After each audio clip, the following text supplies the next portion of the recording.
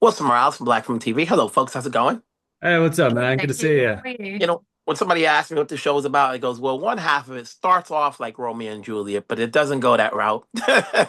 Yeah, you know, thank goodness. you know. So, what came to you first? Was it the books, the series, or getting the role? Ooh. Well, for me, it was getting the audition through. That's what then led me to start watching the series. And then I got the part and continued to watch the series and spent most of season one getting through Outlander.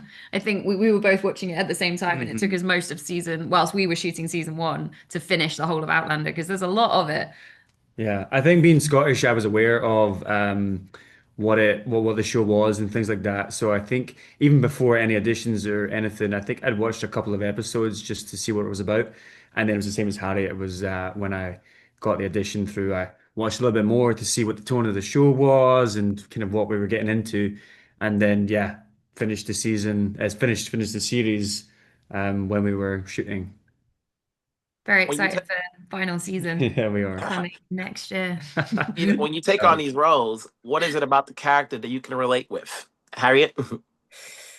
Good question. That is a good question because I think in the beginning I didn't feel like there was a huge amount in common between me and Ellen. I really She's clung on. feisty, she's strong. That's not you? I didn't think so, Wilson, but I have since discovered that actually I think I have a lot more of her in me than I thought, which is nice.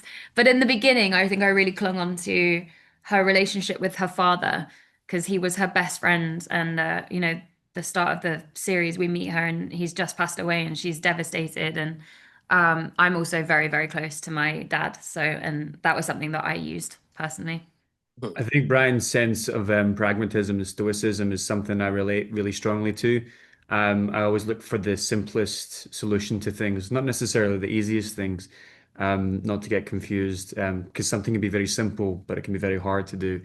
And I think, yeah, I've learned a lot that from Brian. I've seen a lot of that in me, but it's only made me want to deepen that the more that I've learned about Brian. Mm.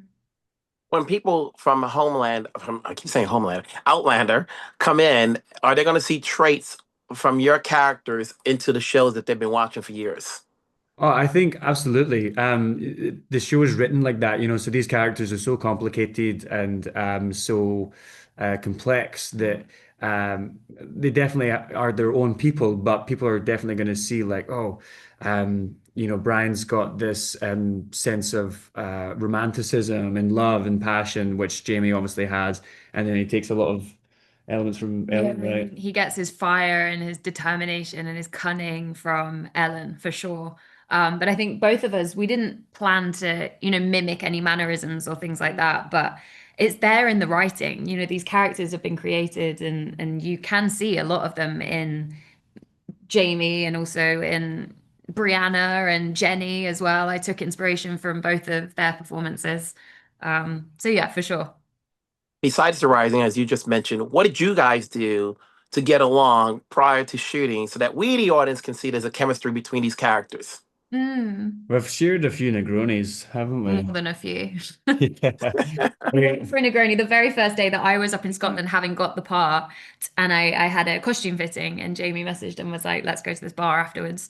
And you took me for a Negroni. and then We we had a good re one. we realized that was our favorite drink, our favorite cocktail, and yeah, then we just realized we had a lot in common, and we just get along as mates quite easily, don't we? I think it's always been very easy. There's obviously a chemistry there and was there from the beginning, which was why we were cast. So we never really had to work on that, which was lucky because that would have been hard to do a job like this, having no Long, chemistry. long job. But yeah, So, for a new audience that's coming in that hasn't watched Outlander and they're just going to get into this show because, maybe they know who you guys are, they want to get into a new show, what's going to get them to watch, especially in the summer when we have movies and other shows coming on streamings?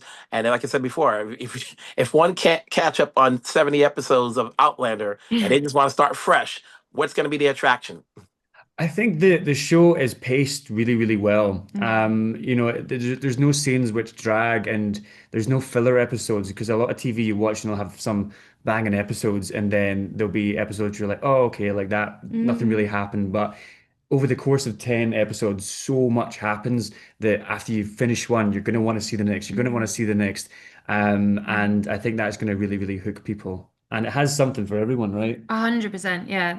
There is the romance, but there's also so much action and there's also the clan politics and there is a lot in there and it's such a brilliant ensemble cast. It's not just about these love stories. There's so many other relationships and dynamics that are happening all the time and like you said, people don't need to have watched any of Outlander in order to watch Blood of My Blood. It makes sense really to start with ours, I guess, if you haven't seen any of Outlander. And there's only 10 episodes of ours, and then you can go on to Outlander, and that's a commitment. There's a lot more of that. So we already know this is season 2. So naturally, we'll talk next year. Keep it going. Obviously, I was telling you, other castmates, wait till next year you see the fan base for this show alone. Have Oh yourselves a yeah. great day, folks. Thank you. Thanks, Wilson. Cheers, pal. Bye. Bye. Wilson Morales from Black Film TV. Hello, folks. How's it coming? Good. How are you doing? Good. So, what came first to each one of you? Was it the book? Was it watching the series? Or was it getting the role? Jeremy? Ooh. Me, yeah. No, I mean, I wasn't particularly aware of it all. So it's been this lovely. So normally, like if you do a job, you're just hoping that somebody, watches it, that has an audience. And with this, I took the job. People sort of told me that it was very popular, especially over in the States. And then we started doing press out in the US, and I went, oh Jesus, it really is. So it's a real privilege, man. It's yeah, what an honor to get to be part of something that means a lot to a lot of people. By you, Hermione? I watched Outlander about 6 years ago because I was actually up for another role, but I ended up having a clash. So then I revisited it again when I got this part. Yeah, and same with, I didn't really have an understanding of the fan base until we started doing the press, because I think the main audience is here, right, in the States. So yeah, it's been a wild ride and loving it. For those who we're on set, where it doesn't feel like we're sort of on set, and you can feel like the scale of the job. But it doesn't, especially in Scotland, no one's going to make a fuss about, oh, you guys are actors up here or whatever. And yeah, got a fan base. Yeah. If Jeremy, if you was out here in San Diego last week, you would have seen the base. Yeah. No, I know. I wish I had been. I wish I had. Unfortunately, I had some commitments back home. But next year I'll be there. For those who have not watched Outlander, and they're going to watch this, are they going to get any Easter eggs that leads them to Outlander? Yes, I'm sure they are. I mean, yes, I know they are. And then for those who have been watching, Outlander, are they going to see traits of Claire in each one of your characters? I think so. Jeremy and I kind of spoke about the different traits she's inherited. I think she got her stubbornness from Henry. I think Julia's quite stubborn as well, but I think Henry's very stubborn. But it's a resilience, it's a strong-willed resilience, I think. Like an ox. Yeah. Okay. Fine. All right. No need to talk about Hey, Jeremy. I was gonna say, how well versed are you in war, having been in so many war movies, war projects? Yeah, and I obviously just look like a sort of traumatized guy, I think. So I keep getting those sort of roles. But no, it's great fun, man. I spent all my time as a kid playing, with sort of sticks as guns, running around, the backyard, pretending to be in war movies, and now I get paid for it. So it's a nice deal. When you take on these roles, and I ask actors all of this, is what part of the character is you? Whether it's you're reading the whole script for an episode or certain sides, is there anything you can relate to playing Julia? Hermione? There's lots of attributes I admire about her. Yeah, but I think when you first work on a character, you do try and find how you're similar. I think Julia has a romantic, artistic side that I definitely relate to.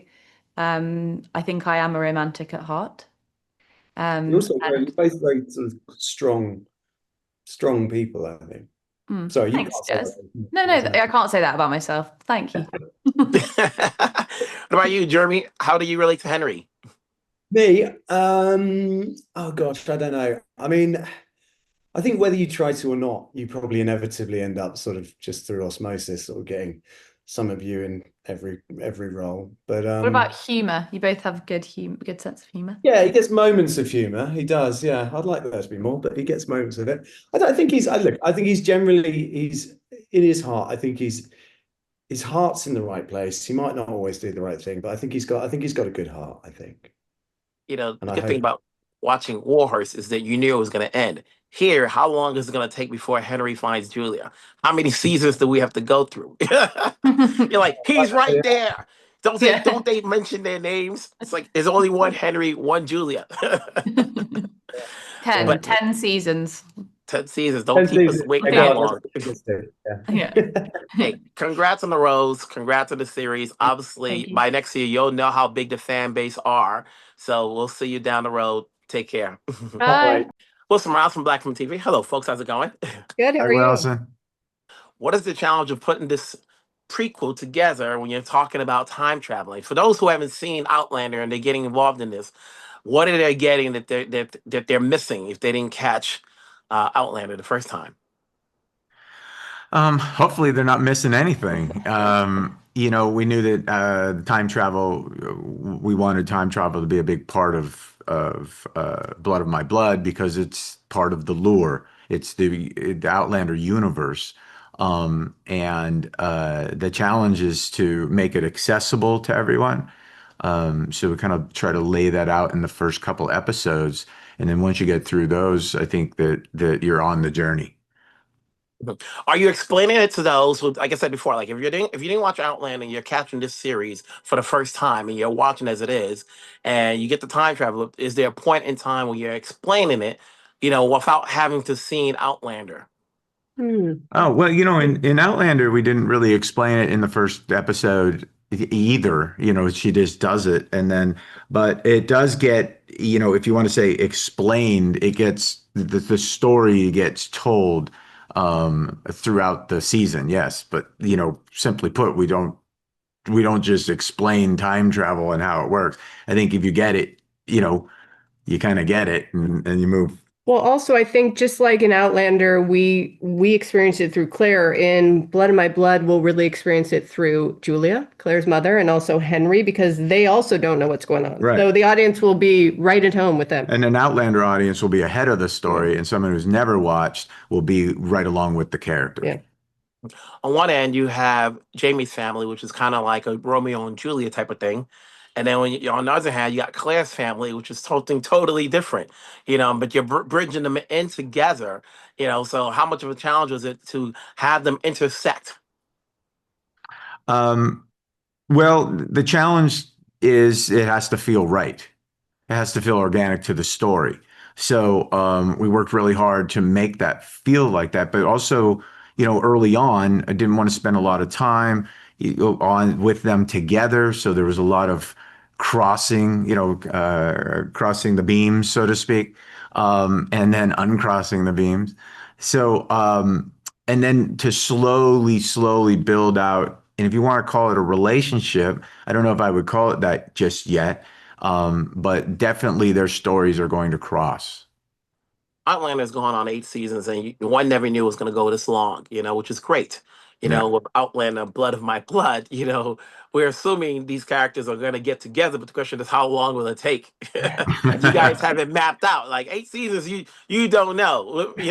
Knowing obviously the parents to get together eventually. Do you have it mapped out as how far you want it to go? 20 seasons. Yeah, no. It's hard to say because I think out kind of 5 seasons for me is how I think out. But could it go 8? Certainly could. Blood of My Blood has a lot more opportunity to tell different story, whereas Outlander stuck with Jamie and Claire as it should. They were the main focus and the main characters, and all story, fed through them as it should. But for Blood of My Blood, there's multiple other characters that we can follow and see where their journey takes us to get us to the Outlander stories. And that's the difference. Obviously, with this particular show, you have not just 4 main characters, but you have other characters in there where you don't know where their journey is going to go and how it's going to play out throughout, hopefully, more than 1 seasons. Is that something that that you came across when you were putting this together? Like you didn't want to just, like you said, set it out on just 4, but let's get everybody else involved. Yeah. No, I was just going to say, I was thinking the other day, there's so many characters whose stories I want to have time to tell. And I keep saying, oh, when are we going to see so and so and so and so? And you never have the time. We had the same issue in Outlander, but I do because of the Jamie and Claire and needing to stay with them, as we talked about, it was hard to tell the stories of all the great, amazing supporting cast. And in this one, as Matt said, we do have the time to do that. But I'm so excited because, like Archbug, I want to know what's happening with him, and Mrs. Fitz, and all these amazing characters that we have. Then I'm hoping we do have the time to tell. Yeah. Congrats on the show. You know, I feel slighted. I thought I was going to watch all of it all at once, but I was like, that's it. I kept looking at my thing. It's like, oh, we only got some of the episodes, not all of it. I was on a row. I was like, I got to wait 2 more months to How get many did you episode see? 7. Yeah. 6. So you Six think of 'em. 6, yeah. Yeah. So I was like, Seriously. okay, you got me good. You know, And Okay. we did. dial up, wait till you get to 7, 8, 9, 10, it gets dialed up. So I know. See, now the anticipation is there. Congrats Yeah. again. Take care, Good. folks. Thank you.